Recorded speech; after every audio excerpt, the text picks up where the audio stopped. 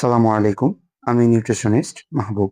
আজকে আলোচনা করব আপনাদের প্রতীক্ষিত একটি কমন প্রশ্ন নিয়ে। সেটি হচ্ছে, পিরিয়ডের কোন সময় সহবাস করলে বাচ্চা হওয়ার সম্ভাবনা সবচেয়ে বেশি? তার আগে অবশ্যই বলবো, স্বাস্থ্য উপকারী এমন ভিডিও প্রতিনিয়ত পেতে অবশ্যই চ্যানেলটি সাবস্ক্রাইব করবেন, পাশে থাকা বেল আইকনটি প্রেস করবেন, আর যারা ফেসবুক থেকে দেখছেন তারা অবশ্যই ফলো করবেন।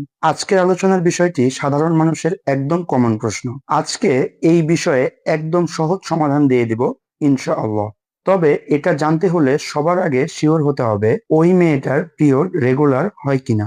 আমরা মূলত এই জায়গাটাতেই ভুল করে থাকি। যাদের অনিয়মিত পিরিয়ড হয় তাদের ক্ষেত্রে ফার্টাইল সময় নরমালি বোঝা যায় না। এই নিয়মটি শুধুমাত্র যে সকল মেয়ের রেগুলার পিরিয়ড হয় তাদের ক্ষেত্রে প্রযোজ্য।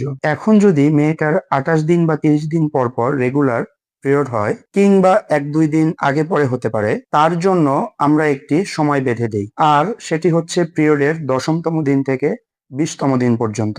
এর মধ্যে যে কোনো সময় ইন্টারকোর্স করলে তার চান্স অফ প্রেগন্যান্সি খুবই বেশি থাকে। এখন অনেকে প্রশ্ন করবেন, 10তম দিন থেকে 20তম দিন বলতে কি বুঝি? এর উত্তর হচ্ছে, যেদিন মেয়েটার পিরিয়ড শুরু হলো ওই দিন 1ম দিন। এইভাবে হিসাব করে 10তম দিন, এবং এই 10তম দিন থেকে 20তম দিন পর্যন্ত এর ভিতর আপনি ইন্টারকোর্স করতে পারেন প্রতিদিন অথবা গ্যাপ দিয়ে দিয়ে। আশা করি এই নিয়ম মেনটেন করলে চান্স অফ প্রেগন্যান্সি খুবই বেশি হবে। নিয়মটি ফলো করুন এবং যথারীতি উপকার পান। ধন্যবাদ। সালামু আলাইকুম।